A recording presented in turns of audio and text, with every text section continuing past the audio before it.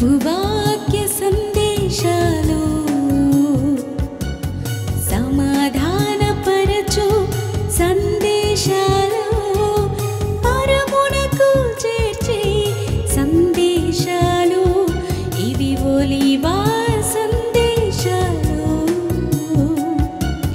ప్రభువాక్య సందేశాలు సమాధానపరచు సందేశాలు పరమునకు చేర్చే సందేశాలు ఇవి ఒలీవా సందేశాలు. ప్రకటన గ్రంథం 9వ అధ్యాయం 1-2 వచనాలు చదివి సహకరించవలసిందిగా మనవి చేస్తూ ఉన్నా. 5వ దూత బోర ఊదినప్పుడు ఆకాశము నుండి భూమి మీద రాలిన ఒక నక్షత్రమును చూచితిని. అగాధము యొక్క తాళపు చెవి అతనికి ఇవ్వబడెను. చాలమ్మా, ప్రార్థన చేసుకొని మనము ఈ వాక్యానికి ముందుకు వెళ్ళిపోదాం. సర్వోన్నతుడా, సర్వశక్తి గల దేవా, మిక్కిలి ప్రేమ గల తండ్రి, మీకు వేలాది వందనములు స్తుతులు స్తోత్రాలు ప్రభువా. ఇదిగో నా తండ్రి, నా దేవా, కొద్ది సమయము నీ పక్షాన్ని నిలబడబోతుండగా నన్ను మీ శిలువ చట్టును మరుగుపరుచుకో, నా నోటిని బోరుగా వాడుకో.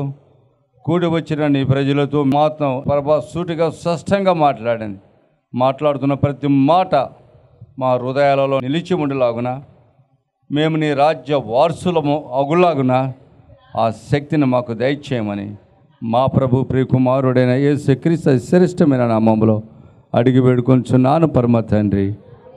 ఆమేన్, amen. Praise the Lord. Hallelujah. పరిశుద్ధ గ్రంథములోని ప్రకటన గ్రంథము మనము ధ్యానిస్తున్నాం గత 2-3 వారాల నుంచి. ప్రకటన గ్రంథంలో ఉన్న సత్యాలను మనము తెలుసుకోవటానికి అనుసరించి జీవిస్తూ రాకడ సమయంలో ఎత్తబడే బిడ్డలుగా ఉండాలనే ఆశ, ఆకాంక్ష సర్వశక్తి గల దేవుంది.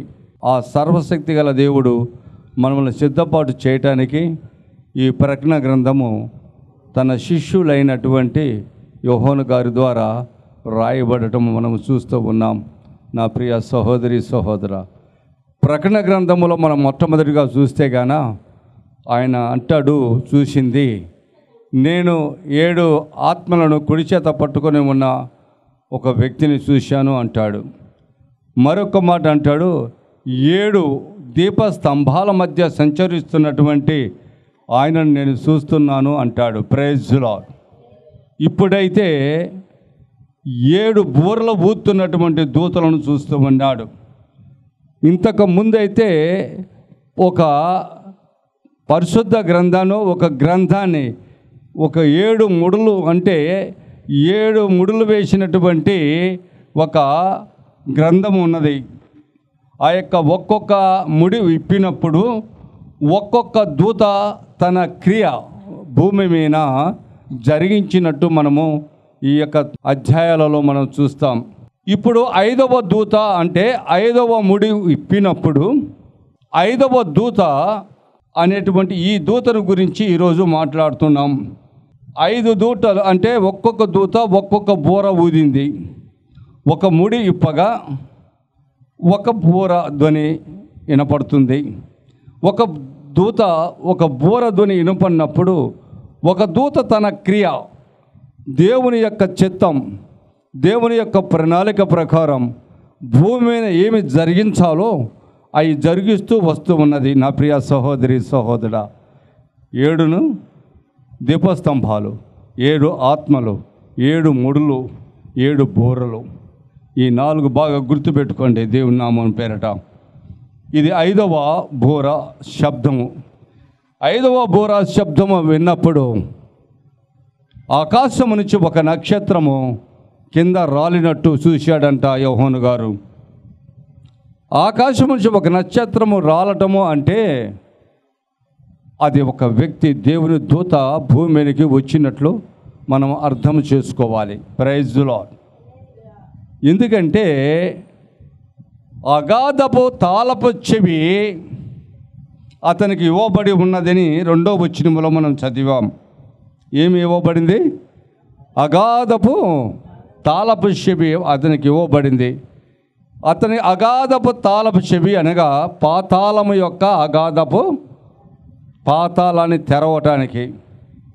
పాతాళపు చెవి, అగాధపు చెవి అంటే పాతాళపు తలుపులు తెరవేసే అధికారం ఆ దూత కలిగి ఉన్నది అంట. Praise the lord. ప్రకటన గ్రంథము 20వ అధ్యాయం 1, 2, 3 వచనాలు స్పష్టంగా చదవండి. మరియు పెద్ద సంఖ్యలను చేతపట్టుకొని అగాధము యొక్క తాళపు చెవి చేతపుచ్చుకొని ఒక దూత పరలోకము నుంచి దిగి వచ్చింది. ఎక్కడి నుంచి వచ్చిందండి? మనం 9వ అధ్యాయంలో ఏం చదువుకున్నాము? ఒక నక్షత్రము భూమి మీద రాలదుగా నేను చూశాను, అతని చేతిలో తాళపు చెవి, పాతాళపు తాళ చెవి ఉన్నది అనే మాట నేను చూశాను అన్న మాట మనం చదివాం. 20వ అధ్యాయంలోకి వచ్చేలోపు పరలోకము నుంచి ఒక దూత దిగి వచ్చుట నేను చూశాను. అతని చేతిలో పెద్ద సంఖ్యలు ఒకటి ఉన్నది. ఆ యొక్క సంఖ్యలతో పాటు పాతాళపు యొక్క తాళపు చెవి అతని చేతిలో ఉందంట. Praise the lord. చదువు. అతడు ఆది సర్పమును అనగా సాతాను లేదా అపవాది అనే ఘట సర్పమును పట్టుకొని 1000 సంవత్సరములు ఆనిని బంధించి అగాధములో పడవేసి 1000 సంవత్సరములు గడుచు వరకు జనములను మోసపరచకుండునట్లు అగాధమును మూసెను, దానికి ముద్ర వేసెను. అటుపిమ్మట వాడు కొంచెము కాలము విడిచిపెట్టబడెను. Praise the lord. ఈ కొంచెము కాలము విడిచిపెట్టబడిన కాలమే ఈ కాలము. Praise the lord. నమ్మిన వాళ్ళు గట్టిగా చప్పట్లు కొట్టి భయపరచండి. ఈ కాలం ఎటువంటి కాలం అంట? పాతాళములో బంధింపబడిన అపవాది లేదా సాతాను, ఘట సర్పమైనటువంటి ఆ సాతాను ఆదిలో ఆదాము అవ్వను మోసం చేసిన, ఏదోను తోటలో మోసం చేసిన ఆ సర్పమే, ఆ సర్ప రూపము దాల్చినటువంటి అపవాదే సాతానే నేడు బంధింపబడినటువంటి ఆ యొక్క పాతాళపు బంధకముల నుంచి విడిపించబడి, ఏ బంధకము నుంచి? అగాధములో నుంచి విడిపించబడిన వాదై కొన్ని దినాలు భూమిని సంచరించడానికి దేవుడు మరొక అవకాశం ఇచ్చాడు. ఆ అవకాశం ఇచ్చిన ఈ యొక్క యుగమే ఈ యొక్క యుగం, ఈ మనం నడుస్తున్న కాలం. Praise the lord. కాబట్టే పేతురు రాసిన పత్రిక 5వ అధ్యాయం 8వ వచనం అంటాడు, అపవాది ఎవరిని మృంగుదోమా అని వాడు సింహం వలె గర్జిస్తూ నీ చుట్టూ తిరుగుతూ ఉన్నాడంట అని రాసిపడింది. అంటే వాడు భూమి మీద ఉన్నాడు. వాడు ఏమై ఉన్నాడు? భూమి మీదకి వచ్చి ఉన్నాడు. వాడు భూమి మీద తిరుగుతున్నాడు. ప్రతి విశ్వాసాన్ని గమనిస్తున్నాడు. ప్రతి వ్యక్తిని గమనిస్తున్నాడు. ప్రతి వ్యక్తి ఏమి చేస్తున్నాడా, ఏమి మాట్లాడుతున్నాడా గమనిస్తున్నాడు. ముఖ్యంగా యేసు ప్రభువును రక్షకుడిగా అంగీకరించి యేసు ప్రభువును అనుసరిస్తూ ఆయన ఆరాధిస్తున్న వాళ్ళు ఎంతమంది ఉన్నారు, ఎక్కడెక్కడ ఉన్నారు అని చూసి వారి యొద్ద కూడా వాని శానను వాళ్ళతో ఉంచాడు అనే మాట వాస్తవమే. Praise the lord. నీకు ఒక మాట చెప్తాను చూడు. దేవుని యొక్క దూతలు కూడా తప్పు చేస్తే దేవుడు వదిలిపెట్టలే. మనుషులు తప్పు చేస్తే అట్లా వదలడు. దేవుని దూతలు తప్పు చేసినా కానీ దేవుడు వదలడంట. పేతురు రాసిన 2వ పత్రిక 2వ అధ్యాయం 4వ వచనం చదువు. దేవదూతలు పాపము చేసినప్పుడు దేవుడు వాటిని విడిచిపెట్టక పాతాళ లోకమందలి కటిక చీకటి గల జలములకు తోసివేసి, ప్రైజ్ ది లార్డ్, వారిని అప్పగించెను. ఎవరిని? దేవదూతల సైతం.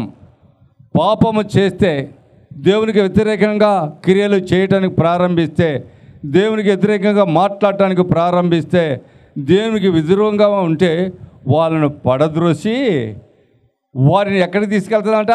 పాతాళములోనికి తీసుకెళ్ళి వారికి కావలిగా ఉంచుతుందంట దేవదూతలను. Praise the Lord. ఆలకించండి. మనుషులే కాదు, ఈనాడు కూడా అనేక మంది నమ్మరు ఈ మాటను. అనేక మంది కూడా అంటారు, చనిపోగానే మేము దేవుని రాజ్యంలో చేరతాము అంటారు. చేరేవారు కూడా ఉన్నారు, చారని వారు కూడా ఉన్నారు. చారని వారు చేరేవారు అందరు కొంతమంది అంటారు. ఈ మత బోధకులని చాలామంది మాట్లాడుతున్న వారి విషయం ఏంటయ్యా అంటే, ఎక్కడ పాతి పెట్టావో అక్కడ నీ ఆత్మ ఉంటుంది అంటారు. కానీ ఇది తప్పు అని నేను అంటాను, ఇది పొరపాటు అని నేను అంటాను. మనుషుల యొక్క ఆత్మ ఎప్పుడు శరీరాన్ని విడిచిందో వెంటనే దేవుని సన్నిధికి వెళ్తుంది. దేవుని యొక్క తీర్పు ప్రకారము అంటే ఆ యొక్క 2 గ్రంథాలు ఉంటాయి పరలోకమున మనం జీవించినప్పుడు రాయబడినాయి. ఒకటి జీవ గ్రంథము, ఒకటి మరి యొక్క గ్రంథము. ఎవరి పేరైతే జీవ గ్రంథంలో ఉన్నాయో వారు దేవుని రాజ్యంలో ప్రవేశిస్తారు. ఎవరి పేరైతే వేరొక గ్రంథంలో రాయబడి ఉంటుందో వారు పాతాళంలోకి వెళ్ళిపోతారు శిక్ష అనుభవించడానికి. ఎందుకు అంటే వాళ్ళు తీర్పు సమయం వరకు పాతాళం అగాధంలో ఉండాల్సిందే. ఈ దేవదూతలను కూడా అదే ఇచ్చాడు. అదే పరిస్థితి. మనుషులకి ఏ స్థితియో ఆ స్థితి. మనుషులు పాపము చేసి దేవునికి వ్యతిరేకంగా నడిచిన ఎడల, దేవునికి వ్యతిరేకంగా ప్రవర్తించిన ఎడల, దేవునికి వ్యతిరేకముగా మాట్లాడిన ఎడల ఏ శిక్ష అయితే దేవదూతలకు ఇచ్చాడో దేవుడు, ఆయనకు ఏ యొక్క దయాదాక్షిణ్యం ఉండదంట. ప్రభువారికి దయాదాక్షిణ్యం ఉండదు. ఈ శిక్ష తీర్పు విషయంలో కానీ, శిక్ష విధించట విషయంలో కానీ ఏమాత్రము దయ చూపడు. ఎందుకంటే వారికి శిక్ష అనుభవించాల్సిందే, ఆయన తీర్మానం అది. అందుకనే చాలామందికి ఈ యొక్క పరిశుద్ధమైనటువంటి లేఖనాలు చెప్పుతూ బోధిస్తున్న విషయాలు ఇయే. ఆలకించండి. ఆదికాండం మొదలుకొని ప్రకటన గ్రంథం వరకు కూడా మన పాపాల విషయంలో మనుషులనే కాదు, దేవదూతలను కూడా దేవుడు శిక్షిస్తాడు, వాటిని కూడా పాతాళములో బంధిస్తాడు అనేటువంటి విషయాన్ని మనం గుర్తెరగాలి. అందుకే ప్రభువైన యేసుక్రీస్తు వారు కూడా ఉపమానం చెప్పాడు కదా, ఆ లూకా సువార్త 16వ అధ్యాయంలో ఆ లాజరు ధనికుని గురించి. ఆ ధనికుడు దేవుని స్తుతించాలా, లెక్క చేయలా, తన ఇష్టానుసారమైన జీవితం జీవించాడు, కానీ మరణించాడు. మరణించిన తర్వాత ఎక్కడున్నాడంట? పాతాళములో అగ్ని జ్వాలల మధ్య ఉన్నాడంట. అందుకే అంటారు బైబిల్లో, పురుగు సావదు, అగ్ని ఆరదు. Praise the lord. కానీ ఆత్మ సావదు, కూడా సావదు, యాతన పడుతూనే ఉంటుందంట. అయ్యా నేను యాతన పడుతున్నాను, నా సహోదరులను ఈ స్థలానికి రాకుండా ఉండలాగున లాజరును పంపించి నా స్థితిని వాళ్ళకు బయలుపరచమని అబ్రాహామును వేడుకున్నాడు. అంటే దాని అర్థం ఏంటి? ప్రభువారు ఈ ఒక్క మాటను పరిశుద్ధ గ్రంథంలో పొందుపరచడానికి కారణం ఏంటే, సజీవుడిగా ఉన్న నీవు నేను మనందరము కూడా మనలో ఉన్న ఆత్మకు శిక్షకు పాతాళము సిద్ధముగా ఉంది. పాతాళములో అగ్ని జ్వాలల మధ్య మనము కాలటానికి, మన ఆత్మను కాల్చడానికి దేవుడు రెడీ చేశాడు. ఎవరికి? దేవుని మాట వినని వారికి, దేవుని వాక్యం విని పెడచెవును పెట్టిన వారికి. చూద్దాములే, రేపు ఎల్లుండి చూద్దాములే, మనం ఇలాగా బ్రతకాలి, ఈ కష్టాలు బాధలు వచ్చినప్పుడు కూడా మనం ఇలాగే ఉంటే బాగుంటుంది అని లోకానుసారమైనటువంటి లోక సంబంధమైన అపవాది యొక్క క్రియల చేత, లోక సంబంధమైన అపవాది యొక్క శాస్త్రాల చేత, చెడు సావాసాల చేత, చెడు ఆలోచన, చెడు తలంపులు, చెడు క్రియల చేత జీవిస్తూ మేము క్రైస్తవులమే, మేము యేసు ప్రభువును అంగీకరించిన బిడ్డలమే అని చెప్పుకుంటూ తిరుగుతున్నారే. వాళ్ళు ఏ కులస్తులైనా సరే, నేను కులాన్ని మత్యం కాచి, నేను మతాన్ని బట్టి, నేను మనుషులను బట్టి బోధించటంలే. నువ్వు ధనవంతుడు కావచ్చు, బీదవాడివి కావచ్చు, నువ్వు ఏ కులస్తుడమైనా సరే, దేవుడికి కులానికి తేడా లేదు. మతాన్ని చూడు దేవుడు. శిక్షించటము, కాపాడటము, రక్షించటము, ఆయన సన్నిధిలో నిలబెట్టుకోవటం మాత్రమే దేవునికి తెలుసు. ఎవరిని ఆయన సన్నిధిలో నిలబెట్టుకోవాలో, ఎవరిని ఆపదల నుంచి రక్షించాలో, ఎవరిని కాపాడాలో శత్రువుల నుంచి, ఎవరికి శిక్ష ఇవ్వాలనో బాగా ఎరిగిన దేవుడు నువ్వు ఆరాధిస్తున్న దేవుడు. ఈ లోకాన్ని సృజించిన దేవుడు, ఈ లోకాన్ని, భూమిని, ఆకాశాన్ని సృజించిన దేవుడు, ఈ సూర్య చంద్ర నక్షత్రములు సృజించిన దేవుడు, నీ కొరకు ఈ భూఫలాలను ఫలింపజేస్తున్న దేవుడు, ఈ వృక్ష ఫలాలను ఫలింపజేస్తున్న ఈ దేవుడు బాగా తెలిసిన దేవుడు అండి. నా ప్రియ సహోదరి సహోదరుడా, మోసపోకండి. ఒక్కసారి ఆలోచన చేయండి. ఘట సర్పాన్ని బంధించిన వాడు, దూతలనే పాపము చేస్తే పాతాళములో అగాధములో బంధించిన వాడు నిన్ను నన్ను వదిలేస్తాడా? ఎప్పుడు వదిలేయడు, ఎన్నడూ వదిలివేయడు. ఆలోచన చేయండి. లూకా సువార్త 8వ అధ్యాయం 30-31. యేసు నీ పేరేమని వానిని అడగగా, చాలా, ఇక్కడ అండర్లైన్ చేసుకున్న మాట, చాలా దెయ్యములు వానిలో చొచ్చి, అంటే వానిలో ఉండెను, వాని హృదయాలలో ఉండెను, వాని శరీరములో దాగి ఉండెను. Praise lord. ఎన్ని దెయ్యమంట? చాలా దెయ్యమంట. 1-2 కాదండి, చాలా దెయ్యాలంట ఒక్కడిలోనే ఉన్నాయంట. Praise lord.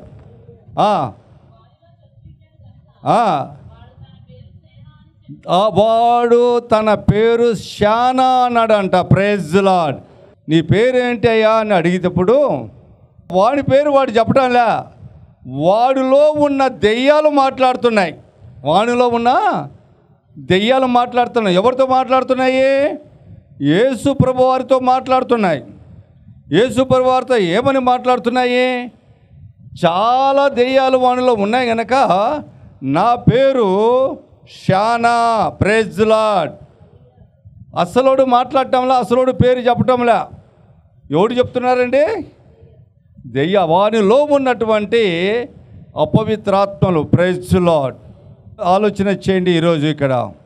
ఎందుకు ఈ మాట చెప్తున్నానంటే, ప్రభువైన యేసుక్రీస్తు వారి మాటలను, ప్రభువైన యేసుక్రీస్తు వారిని దెయ్యాలు గుర్తించాయి. మానవులు లేఖనాలు బోధించినప్పటికీ, మనుషులు తెలియజేస్తున్నప్పటికీ వారిని గుర్తించడంలే. ప్రభువారిని రక్షకుడుగా వింటున్నారే కానీ అంగీకరించటంలే. ఎవరు ఆయన మాటను త్రోసివేస్తే శిక్ష పాత్రులు అవుతారు అని చెప్పిన మాటను వింటున్నారు కానీ ఆ మాటకు భయపడటంలే. లోకానుసారంగా జీవిస్తున్న వారిని దేవుడు వదలడు. ఈ భూమిని ఉండగానే అనేక విధాల బాధ పెడతాడు, కష్టపెడతాడు అనే సత్యాన్ని ఎరిగినప్పటికీ కూడా ఆ రక్షకుడైన యేసుక్రీస్తు వారిని వెంబడించటం లేదు ఈనాటి క్రైస్తవులు. నేను అందరి గురించి, అన్యుల గురించి నేను అసలు మాట్లాడను, నాకు అవసరము లేదు. ఏ కులమైనా, ఏ మతమైనా, ఏ జాతి అయినా, ఏ ధనికుడైనా, భేదవాడైనా యేసుక్రీస్తు వారిని రక్షకుడిగా అంగీకరించిన ప్రతి ఒక్కరికి నేను బోధిస్తా. ప్రతి ఒక్కరితో నేను ఈ మాట మాట్లాడుతున్నాను. ఈ సువార్త ఒకరి గురించి కాదు, అందరి గురించి ఈ సువార్త, రక్షణ సువార్త. అందరిని కాపాడటానికి ఈ రక్షణ సువార్త. చాలామంది అంటారు, దేవుడు మమ్మల్ని ప్రేమించాడు కనుక మా యొక్క గూడాలలో, మా యొక్క పాలెలలో, మా ప్రాంతాల్లో వచ్చాడు, మా దేవుడు అని భుజాలు తట్టుకుంటారు చాలామంది. నీకు సొంతము కాదు ఈ దేవుడు, అందరికీ దేవుడే. ఎంతమంది అంగీకరిస్తారో వాళ్ళందరికీ దేవుడే. ఎంతమంది ఆయన మాటలను అంగీకరించి నడుస్తారో వాళ్ళందరికీ దేవుడే. మాటలు విని నడవని వారికి కాదు, మాటలు విని పెడచెవిన పెట్టి లోకంలో జీవిస్తున్న వారికి కాదు. ఆలోచన చేయండి ఈరోజు నా ప్రియ సహోదరి సహోదరా. ఆ శానా దెయ్యాలు అంటున్నాయంట.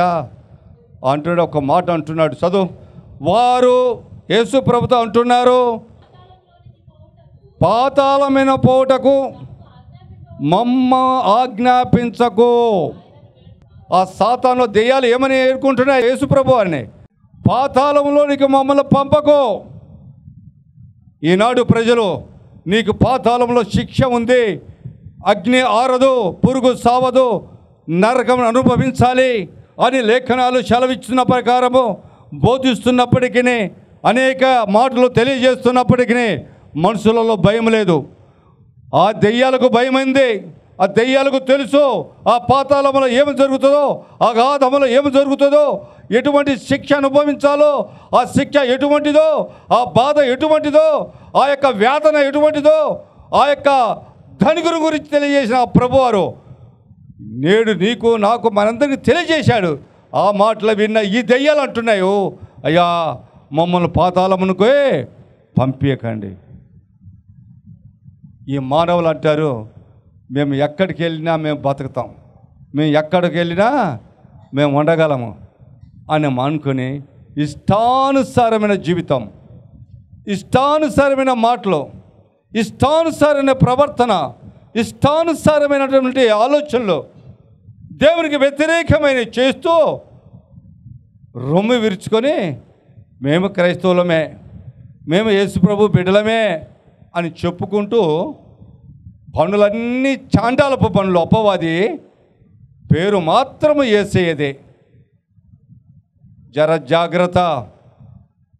లేఖనాలు ఊరికే మాట్లాడటం లేదు. దెయ్యాలు భయపడుతున్నాయి పాతాళానికి వెళ్ళటానికి.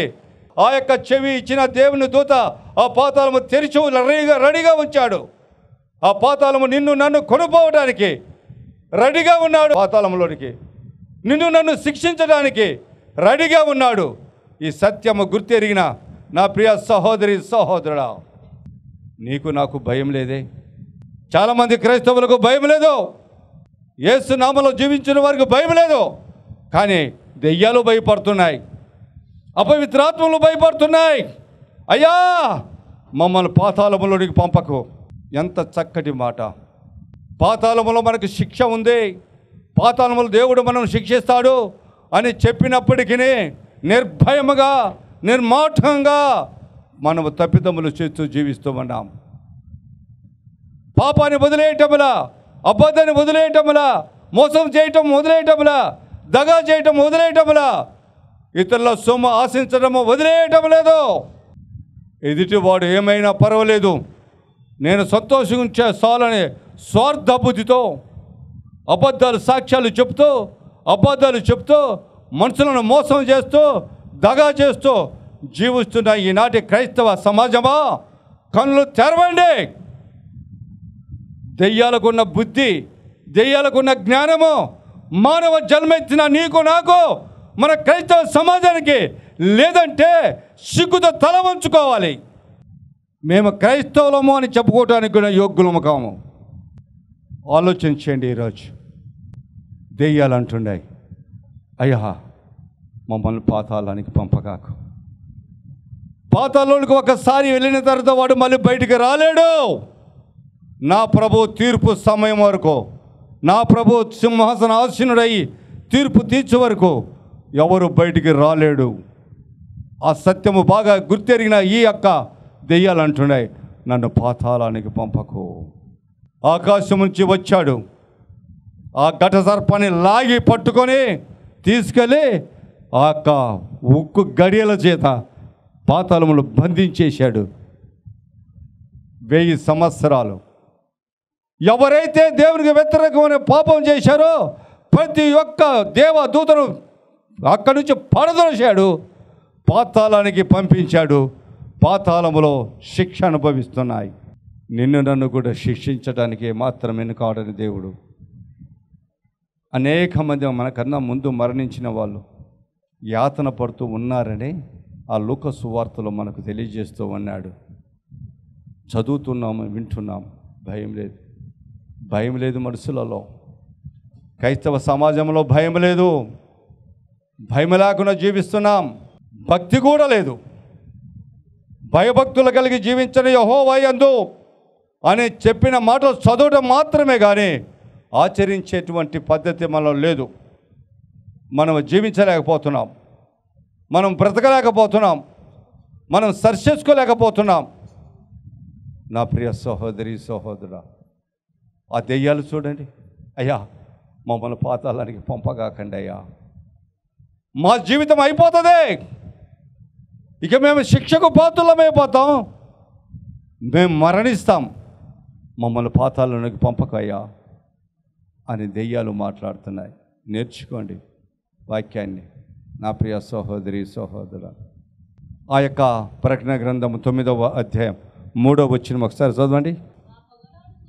ఆ పొగలో నుండి మిడతలు భూమి మీదికి వచ్చెను. భూమి మీద ఉన్న తేళ్లకు బలం ఉన్నట్లు చాలు. Praise the lord. ఆ అగాధము ఆ యొక్క దూత తెరిచినప్పుడు, ఆ పాతాళము చెవి తీసుకొని వచ్చి ఆ పాతాళాన్ని తెరిచినప్పుడు, ఆ పాతాళపు అగాధము తెరవబడిన తర్వాత అగాధములో నుంచి, కొలిమిలో నుంచి ఒక పొగ ఏ విధముగా దట్టమైన పొగ వస్తుందో ఆ ప్రకారము ఆ యొక్క పాతాళము నుంచి భూమిపైకి పొగ వచ్చిందంట. నా ప్రియ సహోదరి సహోదరుడా, ఏమొచ్చిందంట? గట్టి పొగ. ఎప్పుడైనా చూసారా? ఆ యొక్క ఫ్యాక్టరీల దగ్గరికి వెళ్ళినప్పుడు ఒక పెద్ద గొట్టం చాలా ఎత్తుగా నిలబెడతారు ఫ్యాక్టరీ పైన. ఆ గొట్టం పై భాగాన చూస్తే గాన గొప్ప ఒక బూడిద లాంటి ఆకారము కలిగినట్టు పొగ లిగుస్తూ ఉంటుంది ఎప్పుడు. Praise the lord. ఆ చుట్టూ ఉన్నటువంటి ఇళ్ళల్లో కూడా ఆ బూడిద చుట్టూ రాలుతూనే ఉంటుంది. Praise the lord. ఆ డస్ట్ రాలుతూనే ఉంటుంది ఆ బూడిదతో పాటు. అటువంటి దట్టమైన పొగ ఈ భూమిలో పాతాళముల నుంచి పైకి లెగటము, భూమిపైకి రావటము యోహాను గారు చూశారంట. Praise the lord. ఆ పొగలో నుంచి మిడతలు రావటం చూశాడంట. ఏమి రావటం చూశాడు? మిడతలు కూడా రావటము చూశాడంట. Praise the lord. భూమి మీద ఉన్న మిడతలకి, పాతాళం నుంచి ఆ పొగలో నుంచి వచ్చిన మిడతలకి చాలా వ్యత్యాసం ఉందండోయ్. కొన్ని విషయాలలో దేవుడు కొన్ని మిడతలకు ఆజ్ఞాపించినప్పుడు ఆ మిడతల దాడి ఎవడు భరించలేం.